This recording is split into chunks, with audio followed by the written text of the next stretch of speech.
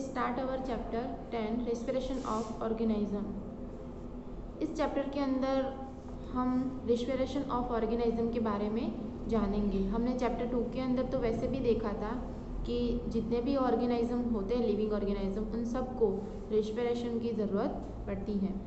यहाँ पर एक बूझो और पहेली का हर चैप्टर के अंदर जैसे स्टोरी आता है वैसे ही यहाँ पर कहा है कि एक दिन बूझो था, वो बहुत ही जल्दी सुबह क्या कर रहा था, भाग के उसके जो ग्रैंड पेरेंट्स थे वो बहुत सालों बाद वापस आने वाले थे, तो उनको पिक करने के लिए बस स्टॉप पर जाना था उसे। और वो क्या कर रहा था कि बहुत ही जल्दी भाग के वो बस स्टॉप पर पहुंचा। तब उसकी दादी ने उसको पूछा कि तू इतना जल्दी जल्दी सांसें क्यों ले रहा है। तब उसने कहा कि मैं पूरे रास्ते बहुत जल्दी भाग के आया हूँ इसीलिए। तब बूझो को क्वेश्चन हो रहा था कि क्यों इतना जल्दी भागने की वजह से सांसें जल्दी लेनी पड़ती, मतलब जल्दी जल्दी सांसें लेनी पड़ती और हाँफते क्यों है हम लोग, ये क्वेश्चन उसको हो रहा था। तभी उसको क्वेश्चन हुआ कि ऐसा क्यों होता है और इस तरह से सांस लेने का मतलब क्या है। द आंसर बूझो's question lies understanding why we breathe. Breathing is the part of respiration, let us learn about respiration. मतलब ये छोटे से कहते हैं कि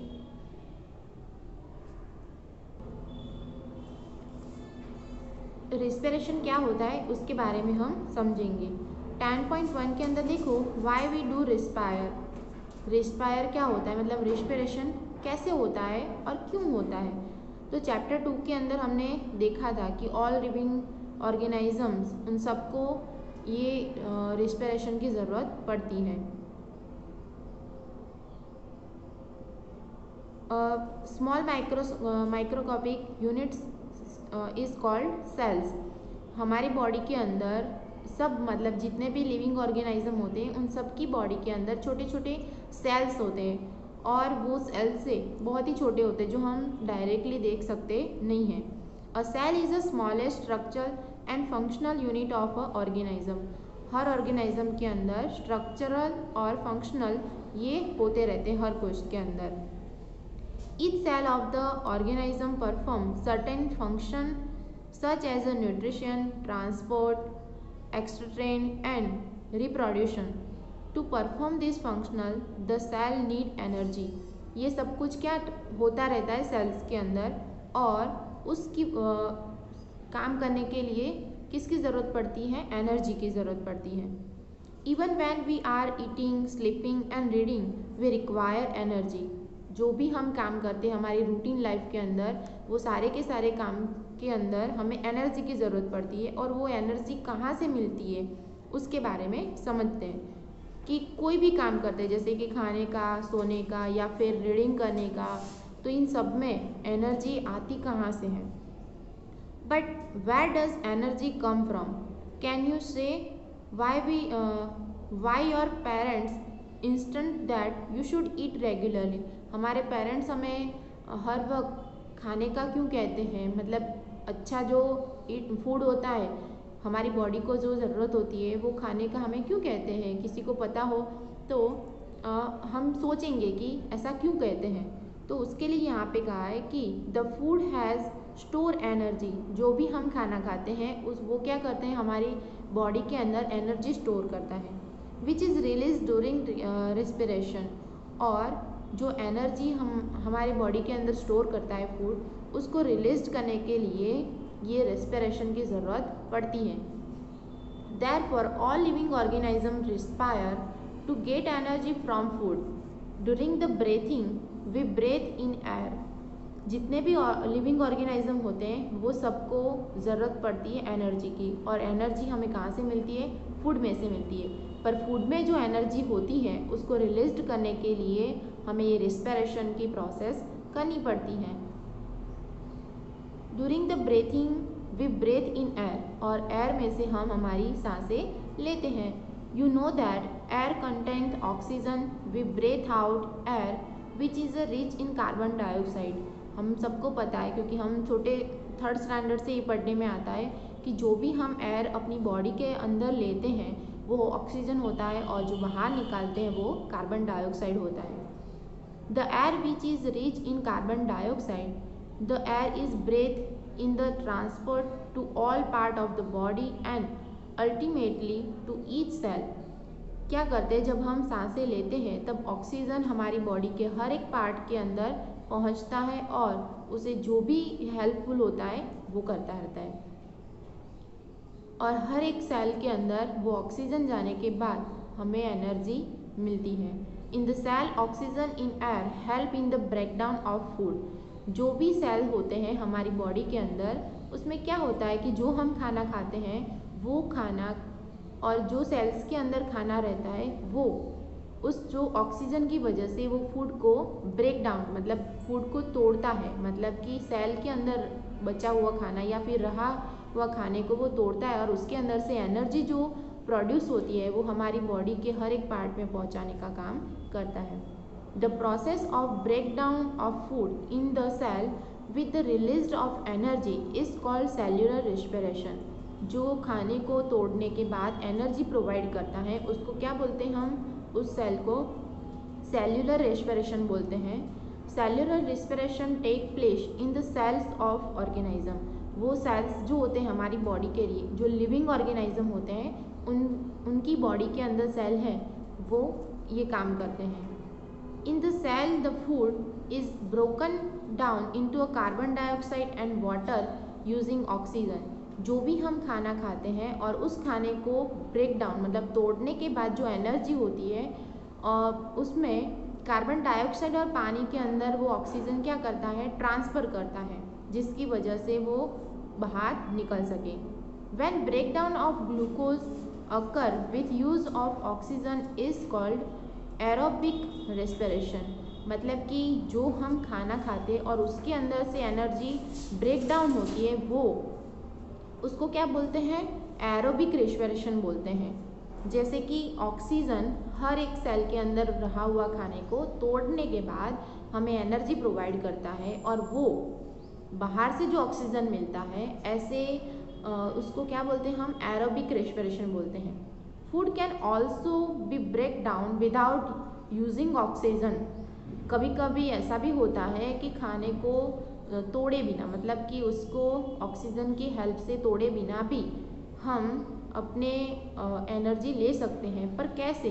this is called anaerobic respiration. और उसको क्या बोला जाता है, अनएरोबिक रेस्पिरेशन बोला जाता है, जो हम हमारी बॉडी के अंदर हुए पार्ट्स के अंदर से ही ऑक्सीजन लेते हैं। जैसे कि खाने के अंदर से हमें जब ऑक्सीजन एनर्जी मिलती है तब वो तो हम ये प्रोसेस के साथ ही करते हैं, पर कभी कभी ऐसा भी होता है कि अनएरोबिक रेस्पिरेशन की ज़रूरत भी पड़ती है। तब break down of food release energy, और जो फूड को तोड़ने के बाद हमें एनर्जी मिलती है उसको एरोबिक बोलते हैं। और जो वो खाने खाए बिना भी जब हमें एनर्जी की ज़रूरत पड़ती है तब क्या होता है, तो उसके लिए देखो यहाँ पर ऑक्सीजन की प्रेजेंस में किस तरह का प्रोसेस होता है। यहाँ पर आपको एक फॉर्मूला दिया हुआ है, glucose in the presence of oxygen. ये एग्जाम में पूछा जा सकता है कि ऑक्सीजन की प्रेजेंस में किस तरह से हमें एनर्जी मिलती है। Carbon dioxide plus water plus energy. You should know that there are some organism such as yeast that can survive in the absence of air, they are called anaerobes. जो एक yeast ऐसा जीव है मतलब कि organism है जो क्या करता है कि वो ऑक्सीजन की एब्सेंस में भी अपनी बॉडी के अंदर या फिर वो एनर्जी इम्प्रूव करता है, एनर्जी प्रोड्यूस करता है। तो कैसे होता होगा, that they get energy through anaerobic respiration. और उसको क्या बोला जाता है, यीस्ट को अनएरोब्स बोला जाता है, क्योंकि वो ऑक्सीजन की हेल्प से या फिर एयर की हेल्प से अपनी बॉडी के अंदर एनर्जी लेता नहीं है, वो उनकी एब्सेंस में ही एनर्जी लेता है। They get energy through anaerobic respiration in the absence of oxygen. Glucose break down into alcohol and carbon dioxide as given below. यहाँ पर क्या कहा है, अल्कोहल और कार्बन डाइऑक्साइड का प्लस होने के बाद एनर्जी मिलती है, पर वो बॉडी के अंदर से ही मिलती है। तो उसके लिए भी यहाँ पर एक फॉर्मूला दिया हुआ है, glucose in absence of oxygen, oxygen की एब्सेंस के अंदर alcohol plus carbon dioxide plus energy, तो इस तरह से एनर्जी मिलती है। मतलब हम देखते हैं कि और भी क्या है जो हम, ये तो हमने ईस्ट के बारे में देखा, पर हमारी बॉडी के अंदर भी कभी कभी ज़रूरत पड़ती है किसकी, अनएरोबिक रिस्पिरेशन की, तो वो किस तरह से होता है वो देखते हैं। देखो पेज नंबर 109 पर यहाँ पर ऐसा कहा है कि yeast are single cell an organism, they respire anaerobically and during this process yield alcohol, they are therefore used to make wine and beer। ऐसा कहा गया है कि अल्कोहल तो वाइन और जो बियर होता है उसके अंदर से ज़्यादातर हमें मिलता है, पर ईस्ट ऐसा एक ऑर्गेनाइज्म है जिसके अंदर सिर्फ एक ही सेल होता है और वो एक ही सेल की हेल्प से अपनी बॉडी के अंदर जो एनर्जी है वो एयर की एब्सेंस में ही लेता है। Our muscle cells can also respire anaerobically but only for a short time when there is a temporary deficiency of oxygen। हमारी बॉडी के लिए बॉडी के अंदर भी जब भी हमें ऑक्सीजन की ज़रूरत ज़्यादा होती है तब हमारे स्नायु मतलब कि मसल्स हमारे जो होते हैं वो मसल्स की हेल्प से हम हमारी बॉडी के अंदर क्या लेते हैं, एनर्जी लेते हैं, पर वो ऑक्सीजन की एब्सेंस में। तो ऐसा कैसे हो सकता है, हम हर वक्त हर घड़ी ऑक्सीजन लेते रहते हैं, फिर भी हमें जब भी ज़्यादा ज़रूरत होती है ऑक्सीजन की तब हम मसल्स के अंदर से एनर्जी कैसे लेते हैं। तो देखो ड्यूरिंग हैवी एक्सरसाइज, जब भी हम ज़्यादा कसरत करते हैं, ज़्यादा एक्सरसाइज करते हैं, ज़्यादा भागते हैं, साइकिलिंग करते हैं, फिर वॉकिंग करते हैं बहुत घंटों तक और ज़्यादा वेट उठाने का काम करते हैं, तब ये एनर्जी की ज़रूरत ज़्यादा पड़ती है।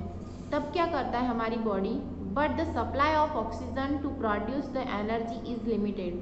पर जब भी ये काम करते हैं तब एटमॉस्फेयर में रहने वाला ऑक्सीजन हमें कम लिमिट में मिलता है, क्योंकि काम करने में जल्दी होती है और जब भी हम ये प्रोसेस करते हैं तब एटमॉस्फेयर में से रहने वाला या फिर मिलने वाला जो ऑक्सीजन होता है वो लिमिटेड हो जाता है हमारी बॉडी के लिए। इसीलिए हमारी बॉडी क्या करती है, then anaerobic respiration take place in the muscle cell to fulfil the demand of energy. और जो ऑक्सीजन की कमी होती है ये सारी एक्सरसाइज या फिर ये काम सब करने में, तब हमारी बॉडी के मसल्स के अंदर से हमें ये एनर्जी मिलती रहती है। और उसके लिए यहाँ पर एक फॉर्मूला दिया है कि ग्लूकोज मतलब कि हमारे muscles in absence of oxygen, oxygen की एब्सेंस के अंदर क्या होता है, लैक्टिक एसिड प्लस एनर्जी। तो आपको पता होगा कि हम जब भी कसरत करते हैं, एक्सरसाइज करते हैं, ज़्यादा भागते हैं या फिर कोई भी काम जल्दी करते हैं या वेट उठाने का काम करते हैं, तो इन सारी कहते हैं ना कि एक्टिविटीज़ के अंदर हमें ज़्यादातर एनर्जी की ज़रूरत पड़ती है और ये तभी तो हम सांसें जल्दी लेते हैं। अभी ये एटमॉस्फेयर में ऑक्सीजन कम मिलने की वजह से हमारी बॉडी के मसल्स में से ही हमें एनर्जी प्रोवाइड करता है हमारी body.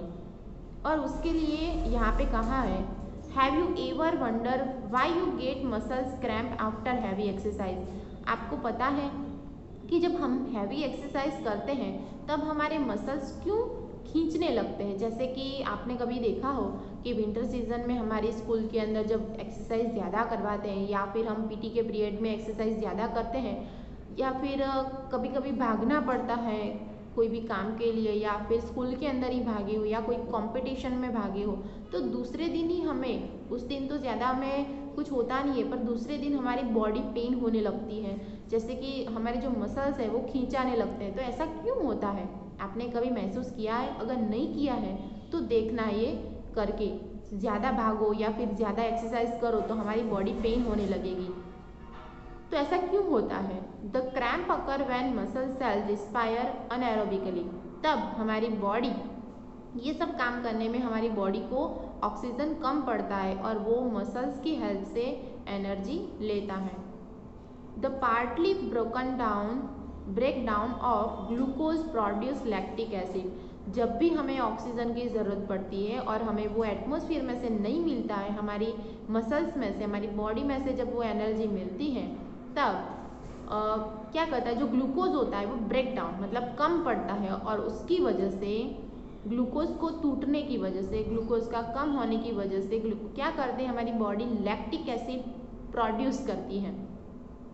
The accumulation of lactic acid causes muscles cramped, और जो लैक्टिक एसिड होते हैं उसकी वजह से हमारी बॉडी के अंदर मसल्स खींचाने लगते हैं लैक्टिक एसिड की वजह से। We get relief from cramp after hot water bath और अ मसाज।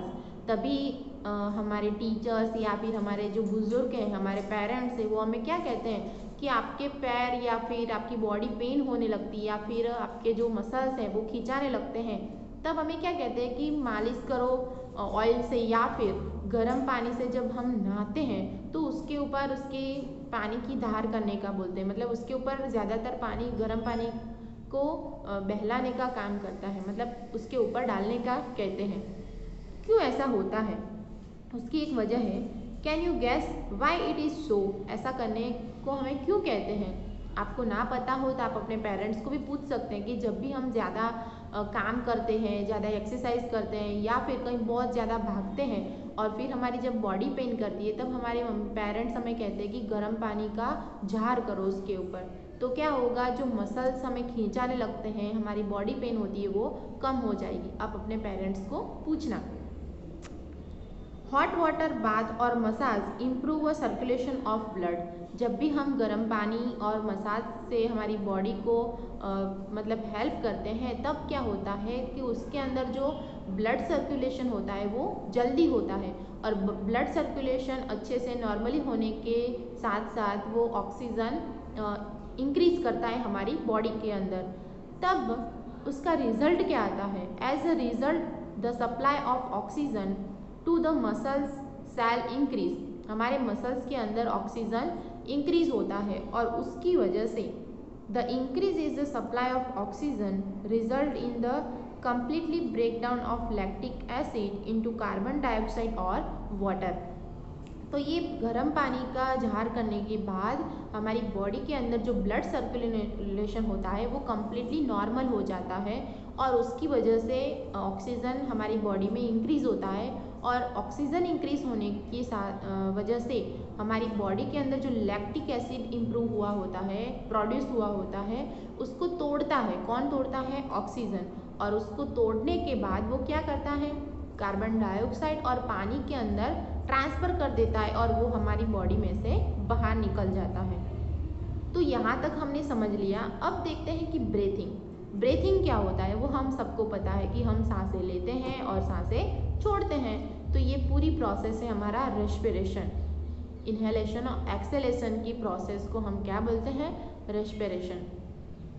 तो यहाँ पर एक एक्टिविटीज़ करने का बोला है, पर मैं यहाँ पर आपको यही कहूँगी कि ये एक्टिविटीज़ आपको नहीं करनी है। वैसे तो ऐसा कहा जाता है कि जब स्टार्टिंग में हमारे देश में, हमारे कंट्री में जब कोरोना आया था, तब ऐसा कहा जाता था और डॉक्टर्स भी ऐसा कहते थे कि हम 25 से 30 सेकेंड तक हम हमारी सांसें रोक सकते हैं, मतलब कि स्टॉप कर सकते हैं, थोड़े टाइम के लिए स्टॉप करके रह सकते हैं। तो समझ लेना कि हमारी बॉडी का जो इम्यूनिटी सिस्टम है वो बहुत ही अच्छा है, हमारे जो लंग्स है वो बहुत ही अच्छे हैं। पर अगर इतनी सेकंड तक अगर हम नहीं रख सकते हैं तो हमारी बॉडी में कहीं ना कहीं कुछ भी कमी है, हमारे लंग्स बहुत ही वीक है, ऐसा कहा जाता है। पर यहाँ पर ऐसा कहा है कि आपको वैसे तो ये करना नहीं है, मैं आपको यही कहूँगी, पर अगर करना है तो आप अपने पेरेंट्स के साथ में रह के ये एक्टिविटी करोगे। अपने पेरेंट्स को साथ में बिठा के क्या करना है, अपना मुंह और अपना नोज़ दोनों ही आपको बंद रखने हैं और देखना है घड़ी या फिर मोबाइल को स्टॉप वॉच चालू करके आपको बैठना है और देखना है कि हम कितनी सेकंड तक अपने सांसें रोक सकते हैं। तब आपको पता चलेगा कि हम सांस लिए बिना ज़िंदा रह सकते नहीं हैं। एयर हमारे लिए कितनी इम्पोर्टेंट है वो तभी हमें पता चलेगा। Breathing means talking in air rich in oxygen and giving out rich in carbon dioxide with the help of respiratory organs. जब हम रेस्पिरेटरी ऑर्गन्स जो होते हैं जैसे कि हमारी नोज़ है, लंग्स है, विंड पाइप हैं, वो सबका यूज़ करने के बाद जब हम क्या करते हैं, जो सांसें लेते हैं उसको क्या बोलेंगे, इन्हेलेशन, जिसमें ऑक्सीजन का यूज़ होता है, और जो सांसें अंदर से बाहर निकालते हैं उसको बोलते हैं एक्सेलेशन, और वो होता है कार्बन डाइऑक्साइड। ये हम छोटे स्टैंडर्ड से पढ़ते आए हैं। यहाँ पर भी वही कहा है कि the taking in the rich oxygen into the body is called inhalation. इसको अंडरलाइन करना है कि इन्हेलेशन किसको कहते हैं। And giving out of air rich in carbon dioxide is known as exhalation. ये पूरी की पूरी process, it is a continuously process with goes on. जब तक हम जिंदा हैं तब तक ये प्रोसेस चलती ही रहती है, कभी बंद होती नहीं है। अगर वो बंद हो जाती है तो क्या कहते हैं उसको, कि हमारी डेथ हो चुकी है। तो यहाँ तक हम रखते हैं, बाकी का हम नेक्स्ट वीडियो में देखेंगे। Thank you.